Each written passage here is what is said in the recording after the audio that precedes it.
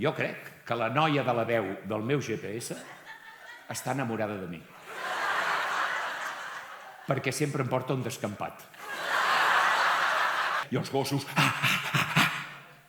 esperant que l'amo li digui agafa'l. El que jo anava els putejava, pobrets, perquè els deia agafa, deixa, agafa, deixa. És que el gos...